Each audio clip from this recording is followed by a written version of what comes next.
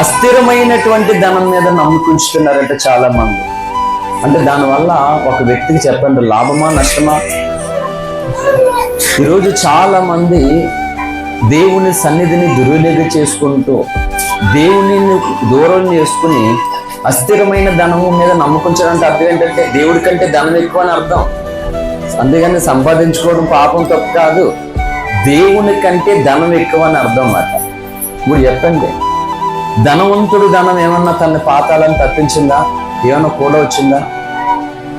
అస్థిరమైన ధనం మీద ఉంది కానీ నమ్మకం దేవుడి మీద లేదు, ఆయన కాచిన రక్తం మీద లేదు, ఆయన పెట్టిన ప్రాణం మీద లేదు. మరి తిరిగి రాబోతున్నాడు కదా, మరి ఎవరు రక్షిస్తారు నిన్నప్పుడు? గాంధీ తాత లేకపోతే మోడీ తాత దాచుకున్న ధనమా? ఎవరితో అయితే ఎంజాయ్ చేస్తున్నారో వాళ్ళ ఎవరో రక్షించరు. అందుకనే బైబిల్ ఏం చెప్పిందంటే మూలవాక్యంలో మరలా ఎక్కడికి వెళ్ళిపోతుందంటే క్రైస్తవము దాస్యమని కాడి క్రిందకి వెళ్ళిపోతుంది ఆల్రెడీ.